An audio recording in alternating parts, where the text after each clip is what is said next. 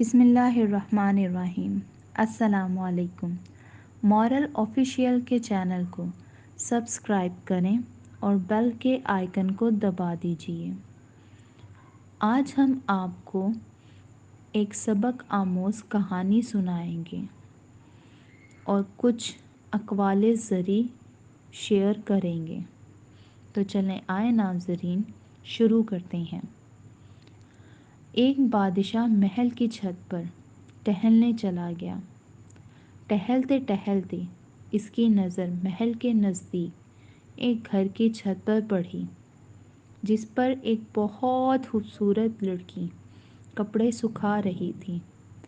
بادشاہ نے اپنی باندھی کو بلا کر پوچھا، یہ کس کی بیوی ہے؟ باندھی نے کہا، بادشاہ سلامت، یہ آپ کے غلام فیروز کی بیوی ہے۔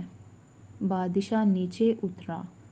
بادشاہ پر اس عورت کے حسن و جمال کا سحر چھا گیا تھا۔ اس نے فیروز کو بلایا۔ فیروز حاضر ہوا تو بادشاہ نے کہا، فیروز، ہمارا ایک کام تم نے کرنا ہے۔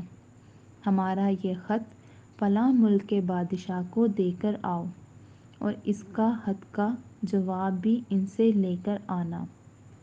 فیروز اس خط کو لے کر گھر واپس آ گیا۔ خط کو اپنے تکیے کے نیچے رکھ دیا۔ سفر کا سامان تیار کیا۔ رات گھر میں گزاری اور صبح منزل مقصود پر روانہ ہو گیا۔ وہ اس بات سے لا علم تھا کہ بادشاہ نے اس کے ساتھ کیا چال چلی ہے۔ ادھر فیروز جیسے ہی نظروں سے اوجھل ہوا، بادشاہ چپکے سے فیروز کے گھر پہنچ گیا۔ بادشاہ نے دروازہ کھٹکھٹایا۔ فیروز کی بیوی نے پوچھا، کون ہے؟ بادشاہ نے کہا، میں بادشاہ ہوں، تمہارے شوہر کا مالک۔ تو اس نے دروازہ کھولا۔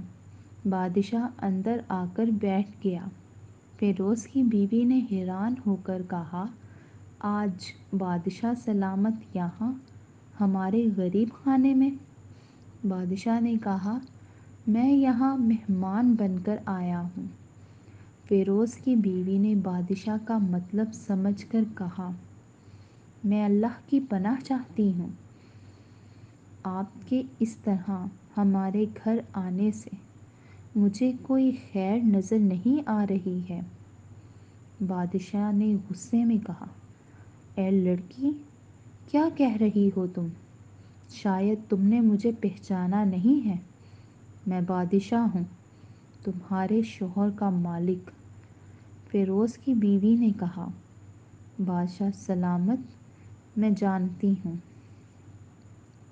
کہ آپ ہی بادشاہ ہیں، لیکن بزرگ کہہ کر گئے ہیں، شیر کو اگرچہ جتنی بھی بھوک لگی ہو لیکن کبھی بھی وہ مردار تو نہیں کھاتا۔ اور کہاں بادشاہ سلامت تم اس کٹورے میں پانی پیو گے جس میں تمہارے کتے نے پانی پیا ہے؟ بادشاہ اس عورت کی باتوں سے بہت ہی شرمسار ہوا اور اس کو چھوڑ کر واپس چلا گیا۔ جلدی میں اپنے چپل وہیں بھول گیا۔ یہ سب تو بادشاہ کی طرف سے ہوا۔ اب فیروز کو آدھے رستے میں یاد آیا کہ جو خط بادشاہ نے اس سے دیا تھا وہ تو گھر ہی چھوڑ آیا ہے۔ اس نے گھوڑے کو تیزی سے واپس موڑا اور اپنے گھر کی طرف چل پڑا۔ فیروز اپنے گھر پہنچا تو تکیے کے نیچے سے خط نکالتے وقت اس کی نظر پلنگ کے نیچے پڑی۔ بادشاہ کے چپل پر پڑی، جو جلدی میں بادشاہ بھول گیا تھا۔ فیروز کا سر چکرا گیا اور وہ سمجھ گیا کہ بادشاہ نے اس کو سفر پر صرف اس لیے بھیجا تھا تاکہ وہ اپنا مقصد پورا کر سکے۔ فیروز کسی کو کچھ بتائے بغیر چپ چاپ گھر سے نکلا، خط لے کر سفر پر چل پڑا اور کام ختم کرنے کے بعد بادشاہ کے پاس واپس آیا تو بادشاہ نے انعام کے طور پر اسے 100 دینار دیے۔ فیروز دینار لے کر بازار گیا اور عورتوں کے استعمال کے قیمتی کپڑے اور کچھ تحائف بھی خرید لیے۔ گھر پہنچ کر بیوی کو سلام کیا اور کہا چلو تمہارے میکے چلتے ہیں۔ بیوی نے پوچھا یہ کیا ہے؟ اس نے کہا یہ بادشاہ نے سلامت نے انعام دیا ہے اور میں چاہتا ہوں کہ یہ پہن کر تم اپنے گھر والوں کو بھی دکھاؤ۔ بیوی جیسے آپ چاہیں۔ بیوی تیار ہو کر اپنے شوہر کے ساتھ ماں باپ کے گھر چلی گئی۔ داماد، بیٹی اور ان کے لائے گئے تحائف کو دیکھ کر وہ لوگ بہت خوش ہوئے۔ فیروز بیوی کو ادھر ہی چھوڑ کر گھر واپس آ گیا اور 1 مہینے گزرنے کے باوجود نہ بیوی کا پوچھا اور نہ اسے واپس بلایا۔ پھر کچھ دن بعد اس کے سالے اس سے ملنے آئے اور اس سے پوچھا کہ آپ ہماری بہن سے ناراضگی کی وجہ تو بتائیں، یا پھر ہم آپ کو قاضی کے سامنے پیش کریں گے۔ فیروز نے کہا اگر تم چاہو تو قاضی سے بات کر سکتے ہو، لیکن میرے ذمے اس کا ایسا کوئی حق نہیں جو میں نے ادا نہ کیا ہو۔ وہ لوگ اپنا کیس لے کر قاضی کے پاس چلے گئے اور قاضی کو ساری بات سنائی۔ قاضی نے فیروز کو بلایا۔ قاضی اس وقت بادشاہ کے پاس بیٹھا ہوا تھا۔ لڑکی کے بھائیوں نے کہا اللہ بادشاہ سلامت اور قاضی صاحب کو قائم و دائم رکھیں۔ قاضی صاحب، ہم نے ایک سرسبز باغ، پھلوں سے بھرے ہوئے درخت اور ساتھ میں ایک میٹھے پانی کا کنواں اس کے حوالے کیا، لیکن اس شخص نے ہمارا باغ اجاڑ کر رکھ دیا، سارے پھل کھا لیے، درخت کاٹ لیے اور کنویں کو خراب کر کے بند کر دیا۔ قاضی فیروز کی طرف متوجہ ہوتے ہوئے ہاں بھئی لڑکے، تم کیا کہتے ہو اس بارے میں؟ فیروز نے جواب دیا قاضی صاحب، جو باغ مجھے دیا گیا تھا وہ اس سے بہتر حالت میں نے انہیں واپس کیا ہے۔ قاضی نے پوچھا کیا اس نے باغ تمہارے حوالے ویسے ہی حالت میں کیا ہے جیسے پہلے تھا؟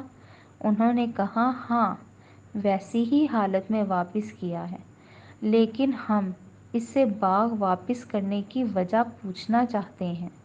قاضی پھر فیروز سے مخاطب ہوا ہاں فیروز، تم کیا کہنا چاہتے ہو اس بارے میں؟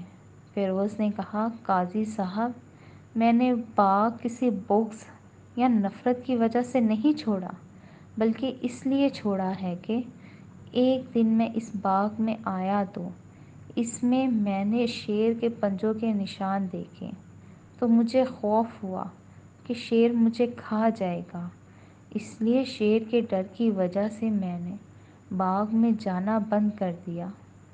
بادشاہ جو ٹیک لگائے یہ سب کچھ سن رہا تھا اٹھ کر بیٹھ گیا اور کہنے لگا فیروز، تم اپنے باغ کی طرف امن اور مطمئن ہو کر جاؤ، واللہ اس میں کوئی شک نہیں کہ شیر تمہارے باغ آیا تھا، لیکن وہ وہاں پر نہ تو کوئی اثر چھوڑ سکا اور نہ کوئی پتا توڑ سکا اور نہ ہی کوئی پھل کھا سکا۔ وہ وہاں پر تھوڑی دیر رکا اور مایوس ہو کر واپس لوٹ گیا، اور خدا کی قسم میں نے کبھی تمہارے جیسے باغ کے گرد لگائی مضبوط دیواریں نہیں دیکھیں۔ جب فیروز نے دیکھا کہ بادشاہ خدا کی قسم اٹھا رہا ہے تو اس نے یقین کر لیا اور اپنی بیوی کو لے کر گھر واپس آ گیا۔ نہ تو قاضی کو پتہ چلا اور نہ ہی کسی اور کو کہ کیا ماجرا تھا۔ کیا خوب لوگ تھے، اپنے گھر کا راز کسی کو ظاہر نہیں ہونے دیتے تھے۔ اپنے گھروں کے بھید کسی کو ظاہر نہ ہونے دو۔ اللہ پاک آپ لوگوں کی جھولیاں خوشی سے بھر دے، آمین۔ کسی کی عزت کو روند کر آپ شاید وقتی سکون ضرور مل جائے گا، مگر روح کو سکون نہیں مل پائے گا۔ بزرگ فرماتے ہیں، جو اپنی عورتوں کو یہ چند کام کبھی مت کرنے دیں، ورنہ رزق میں بے برکتی اور غربت آ جائے گی، اور جتنا بھی کما لو کچھ پتہ نہیں چلے گا۔ کبھی بھی رات کو گھر میں جھاڑو مت لگاؤ، کبھی بھی ننگے سر کھانا مت پکاؤ، مٹی یا چینی کے برتن ٹوٹے ہوئے استعمال نہ کریں، صبح فجر سے سورج ہونے تک کبھی نہ سوئیں، اس سے رزق میں برکت اٹھ جاتی ہے۔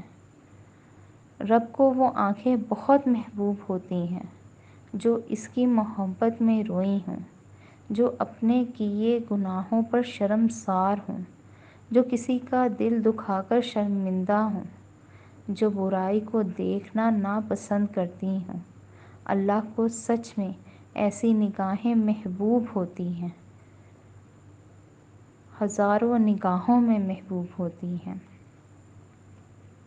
اگر آپ کو ہماری یہ ویڈیو پسند آئی ہے تو اس کو لائک کیجیے اور شیئر کیجیے۔ اس طرح کی اور انفارمیٹیو ویڈیوز دیکھنے کے لیے چینل کو سبسکرائب کریں۔ شکریہ۔